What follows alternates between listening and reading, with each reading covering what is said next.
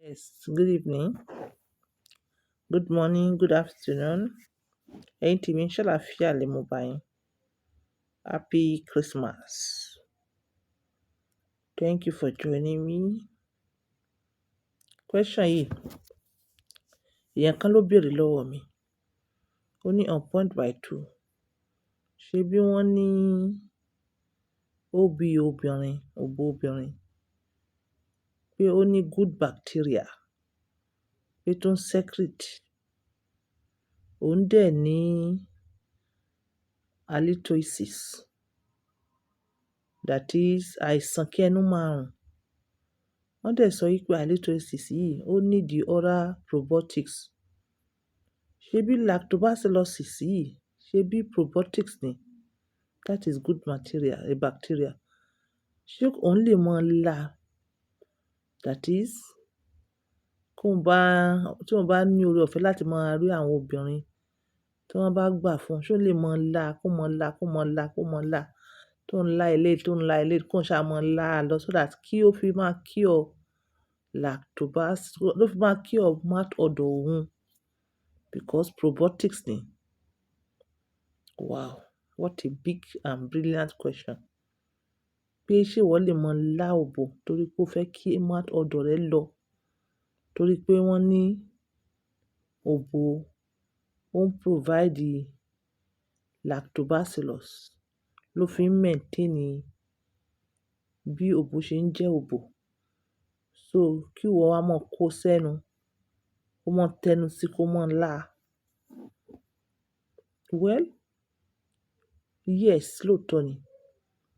OB obìnrin, normal òbò tó ti wà infected o.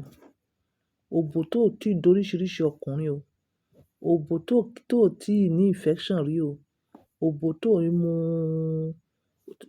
òbò tó jẹ́ pé ológbò kì í mu sìgá. Òbò tó jẹ́ pé ológbò kì í mu igbó. Òbò tó jẹ́ pé ológbò kì í mu ọtí. Òbò tó jẹ́ pé ológbò ò tí ti oríṣiríṣi nǹkan bọ̀. Òbò tó jẹ́ pé ó ṣì ń produce normal lactobacillus.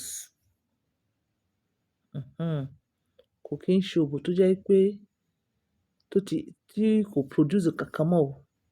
Òbò tó sure nípa ẹ̀, o lè gbẹ́nu sí tó bá gbà ẹ́ láyè. Bẹ́ẹ̀ kò bá dá kó jẹ́ pé personal òbò tiẹ̀, òbò ti ìyàwó ẹ̀ tó trust. Let me tell you, tí wọ́n bá sọ wípé lactobacillus, o lè sọ wípé 50% gan o sure pé lactobacillus tí òbò ìyàwó rẹ produce maybe is the good one. Maybe bóyá whatever ìyàwó rẹ bá secrete jáde, maybe is the good bacteria or the bad bacteria.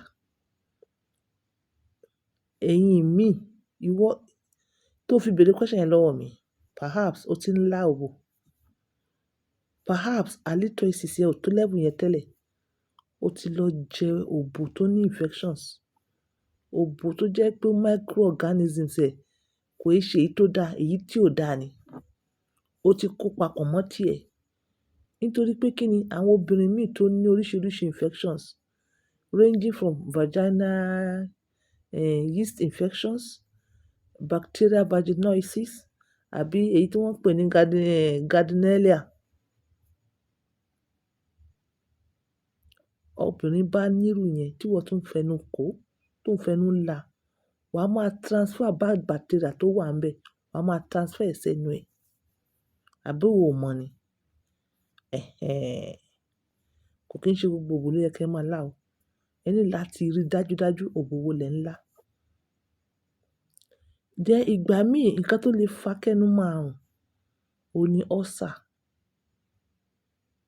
Ẹ̀yin kan, ẹ̀ ń mutí, ẹ̀ ń mu sìgá, ẹ̀ ń mu igbó, ẹ̀ ń mu oríṣiríṣi nǹkan. Ó ti cause yín ní ọgbẹ́ inú. Ọgbẹ́ inú ni Yorùbá máa pè é. Ọgbẹ́ inú, òun ni àwọn herbal practitioner òun náà ń pè ọgbẹ́ inú. Ẹ̀yin olóyìnbo lè mọ̀ sí peptic ulcer or gastric ulcer, whatever ulcer. O ò jẹun tààrà, ó ti lọ fún ẹ ní wound látàyà. Wound yẹn tó bá dìde sí ẹ, òun ló ń rùn jáde.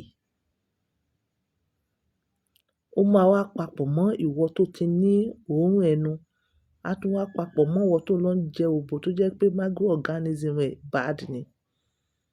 Ẹ jẹ́ kí n sọ fún yín, kò í ṣe gbogbo obìnrin ló tún ní lactobacillus yẹn lábẹ́ mọ́. Obìnrin tó jẹ́ pé ó ti wọ menopause, bí estrogen level ẹ ṣe cease, bẹ́ẹ̀ náà ni lactobacillus yẹn ti kóra lọ.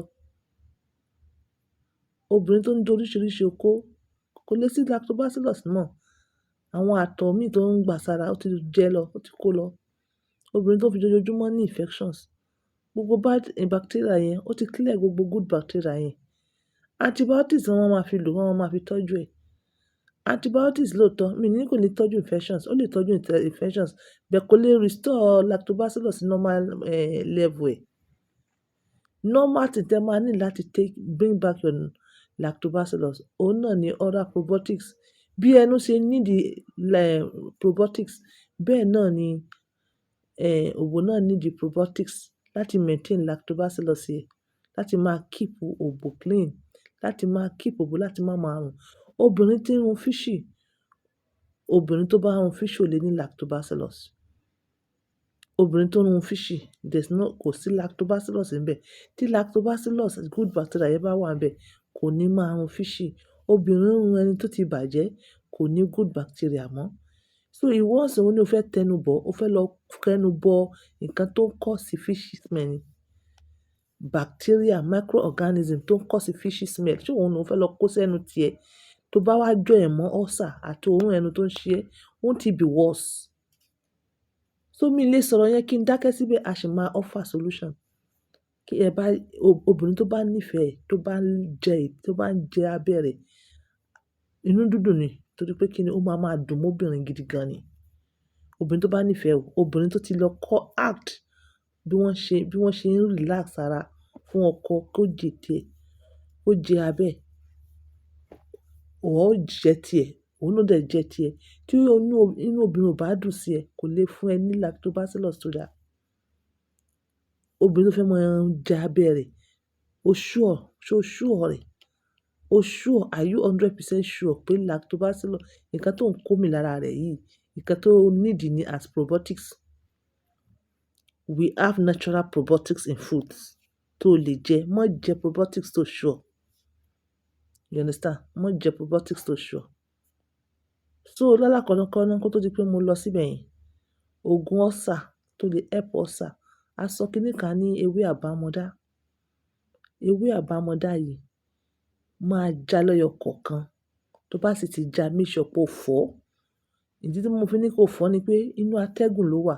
Nítorí àwọn toxics tí atẹ́gùn ti gbé wá, ẹ mú omi iyọ̀, ẹ mú bowl, ẹ bomi sí, ẹ fi iyọ̀ sí, ẹ fi ewé yẹn síbẹ̀, ẹ fọ̀ díẹ̀díẹ̀, ẹ yọ kúrò, ẹ fọ ewé yẹn náà kó mọ́ nínú another water. Ẹ wá jẹ ewé yẹn, ẹ jẹ pẹ̀lú garden egg. Máa jẹ láàárọ̀, máa jẹ lálẹ́, títí tí ulcer yẹn máa fi cure. Ṣó yẹ? Bó ṣe ń jẹ yẹn, kò kí ń ṣe ulcer nìkan ló máa cure fún ẹ. Ó tún máa cure one or two things náà.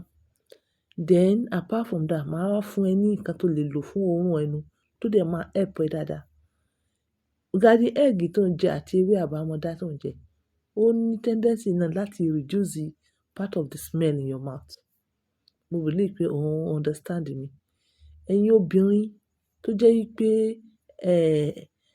ẹ ń lo ó dá kẹ́ lo herbs láti máa fi take care infections yín. Àwọn oríṣiríṣi herbs wà tó jẹ́ wípé ẹ fi lè flush system yín, ẹ fi lè tọ́jú abẹ́ yín. A ti máa ń sọ, èyí nìkan la ti máa ń sọ. Okay, ìwọ tó decide láti lo antibiotics, you understand? Antibiotics lè cure infections, but kò lè restore good bacteria fún ẹ. Ìwọ náà ní láti include oral probiotics. Nǹkan tí ẹyẹ bá jẹ lẹyẹ ń gbé fò. Nǹkan tó bá jẹ sẹ́nu ẹ báyìí, òun náà máa ṣiṣẹ́ lábẹ́ rẹ̀. So màá máa sọ àwọn probiotics tó yẹ kí ẹ lò bí mo ṣe ń sọ ọ̀rọ̀ mi yìí lọ. Ẹ jẹ́ kí n kọ́kọ́ parí tí ulcer tí mo sọ yẹn ná. Ẹ̀yin tó jẹ́ pé ẹ ní oore ọ̀fẹ́ láti rí ewé àbámọ́dá, àwọn ibòmíì ní ewé àbámọ́dá yẹn. Although àwọn èèyàn ti mọ̀ ọ́n pa ẹ̀ púpọ̀, ó ti ń ká ẹsẹ̀ ńlẹ̀, ó ti wọ́n, ó ti ń scarce. So ẹ get a trusted person kí wọ́n bá yín dé ewé àbámọ́dá yẹn púpọ̀, kí wọ́n bá yín kọ́kọ́ fọ̀ pẹ̀lú omi iyọ̀ náà, kí wọ́n bá yín wá tún sẹ̀ kó mọ́, kí wọ́n bá yín sa sínú ilé, kí wọ́n gbẹ, tó bá gbẹ kí wọ́n sọ di powder, kí wọ́n send ẹ̀ sí yín níbikíbi tí ẹ bá wà. Especially ẹ̀yin tí ẹ wà nílùú òyìnbó, ẹ lè máa rí garden egg, ẹ máa fi garden egg, ẹ máa fi lé dáadáa kí ẹ fi kó. Ẹ lè fi tó, tí ẹ bá ti rí powder ẹ̀ náà, ẹ lè tún reblend ẹ̀ kí ẹ turn ẹ̀ sí juice. Wọ́n máa ṣe iṣẹ́ health matter mi níbò mi. Mo believe pé you understand me. So a ti wà lórí probiotics. Àwọn probiotics wo la wá ní tí ó máa lè ṣiṣẹ́ nínú òbò wa àti nínú ẹnu wa, tó jẹ́ pé òbò wa máa padà sí òbò tó da, tó ní normal smell. Òbò obìnrin ò yẹ kó dùn fishy. Òbò infection ló ń run fishy. Òbò infection ló ń run bí ẹyin. Òbò obìnrin máa ń run sweet ni. Òbò obìnrin tí ẹ bá ń gbọ́, ẹ fẹ́ là. Òbò obìnrin tó da. Òbò obìnrin tó bá ń rùn, ó máa ń run dáadáa ni. Ẹ fẹ́ dó. Àwọn obìnrin tó ní infections, àwọn obìnrin tó dódókúdò káàkiri, àwọn obìnrin tó jẹ́ pé wọ́n ti gba gidi lọ́wọ́ wọn, wọ́n ti gbé pàfú ẹ̀lẹ̀ fún wọn. Òbò obìnrin ò yẹ kó yọ̀dí. Àwọn obìnrin tí wọ́n ti lò, òun ló ń yọ̀dí. Obìnrin tí wọ́n ti lò, òun ló ń yọ̀dí. Òbò obìnrin ó yẹ kó máa, ó secrete bacteria alálùbáríkà ni. Good bacteria tí ẹnu secrete, òun náà ni òbò ń secrete. Ẹ̀yin kan, ẹ sọ wípé ìtọ́ ẹnu yín, ẹ fẹ́ dry ìtọ́ ẹnu yín, ẹ fẹ́ kí ìtọ́ ẹnu yín kí ẹnu yín become xerostomia. That is lack of saliva. Tẹ́ ẹ bá dé saliva lẹ́nu wọn, that is ẹnu yín máa wà stagnant. Inflammation máa ṣẹlẹ̀ sí ẹnu yín. Gum yín máa bleed. Gum yín máa chop. Kò ní sí nǹkan tó máa wash off gbogbo àwọn nǹkan tí ẹ jẹ tó lọ ń build sókè. Gbogbo nǹkan tí ẹ máa lọ jẹ yẹn, ó máa wá há sókè ẹnu yín. Nǹkan tó ń fa òórùn nìyẹn. Ẹnu yín bá ń bleed, tẹ́ ẹ tọ́jú ẹ̀, tó sí saliva tó máa wash away, ó máa rùn. Ẹnu yín máa jẹ bacteria tó ń jẹ ẹnu yín náà ló máa jẹ́ kí ẹnu yín máa rùn.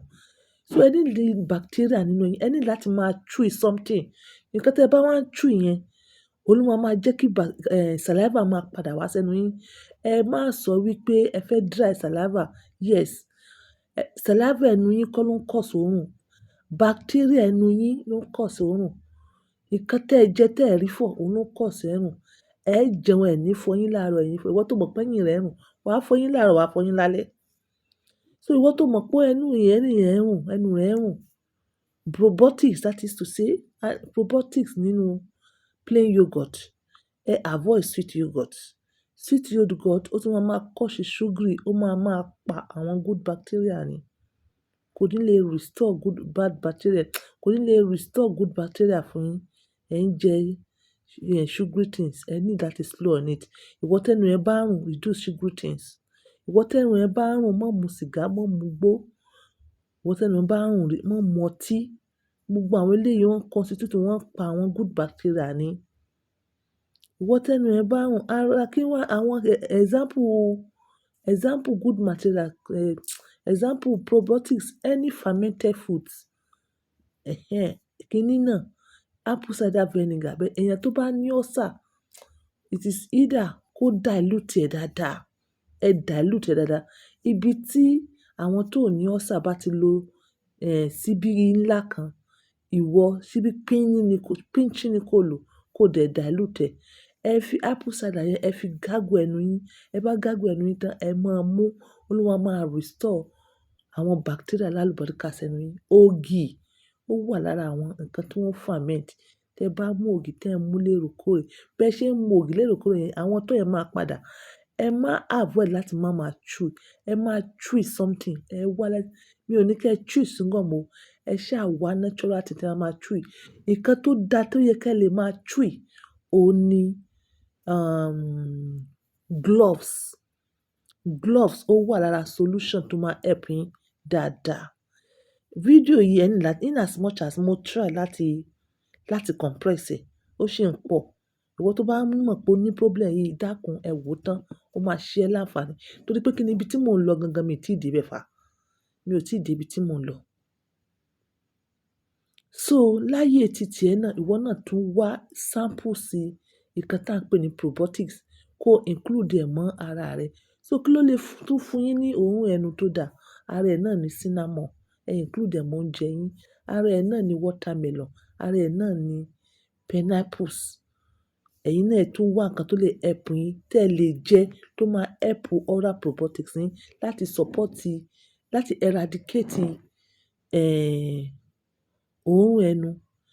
Oral probiotics ló máa ń ṣe, ó máa restore good bacteria by eliminating the bad ones. Nǹkan tó ń ṣe nìyẹn, tó ń ṣe sẹ́nu nìyẹn. Ó máa máa ṣe bẹ́ẹ̀ yẹn sẹ́nu, ó dẹ̀ máa ṣe bẹ́ẹ̀ yẹn sí abẹ́ obìnrin. Mo believe pé ẹ understand. So fún benefit ẹ̀yin tí ẹnu yín ń rùn again, mo ní ẹ wá something ẹ máa chew, ẹ má jẹ́ kí ẹnu yín shut up. Ó wá dá kí ẹ máa chew òògùn. Ó dá kí ẹ máa jẹ something bí òògùn. Mi ò sọ wípé òògùn tablet o. Òun náà ni mo sọ pé gloves. Ẹ wá kiní kan like bí stick thing tí ẹ máa chew ẹ̀. Ẹ kan look around you. Kí ni sticky thing tó wà around you tẹ́lẹ̀ help? Nínú nǹkan tó tún máa help yín, ṣó yé yín? Tó lè jẹ́ probiotics, òun náà ni salmia. Tẹ bá lè máa lick salmia torí òun náà fermented ni.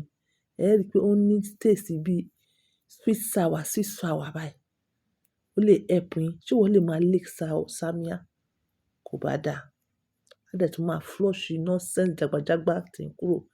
Ó rich nínú vitamin C dáadáa ní salmia yẹn. Okay, again, tó lè help, ìwọ ṣe gloves, ṣe bí tea, ṣe bí glove bí tea, fi Lipton sí. Tó bá ti ń lọ sọ́fíìsì, gbé sínú flask, máa mú díẹ̀díẹ̀, máa sip ẹ̀ díẹ̀díẹ̀, má shut up ẹnu. Ìwọ tó bá lọ sọ́fíìsì ẹnu rẹ̀ ń rùn tó dákẹ́, ẹnu rẹ̀ á máa rùn ni kò sí solution. Wà á máa every time wà á máa sip tea yẹn, ó mọ reason tó fi ń ṣe bẹ́ẹ̀. So this is the last one tí mo fẹ́ sọ. Nítorí gum ẹ̀, nítorí oríṣiríṣi nǹkan tó ń dà ẹ́ láàmú. Mo ti sọ kíni ẹ̀ ká kún. Mo sọ baking soda, mo sọ charcoal. Ẹ̀yin tèmi, kíni tí mò ń sọ yìí, ó máa help yín gidi gan. Ó help àwọn èèyàn púpọ̀. Ṣó yé yín? So ìwọ tó bá tún wá ní oore ọ̀fẹ́, gloves. Ṣó ń yé ẹ bí mo ṣe ń sọ yẹn? Baking soda, charcoal, gloves powder, match it together. Fine wọn enough. Mix wọn the same quantity. Charcoal, gloves, baking soda, mix wọn papọ̀. Kó wá mú honey, same quantity again. Kó fi mix wọn papọ̀. Kó fi mix wọn. Wà á wá brush alálùbáríkà. Wà á wá toothpaste alálùbáríkà.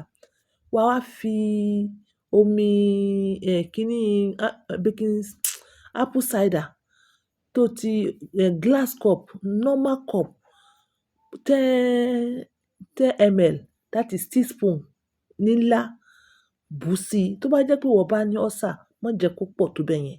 Má jẹ́ kó pọ̀ tó bẹ́ẹ̀ yẹn wò. Má jẹ́ kó pọ̀, ṣó ń gbá láyé mi.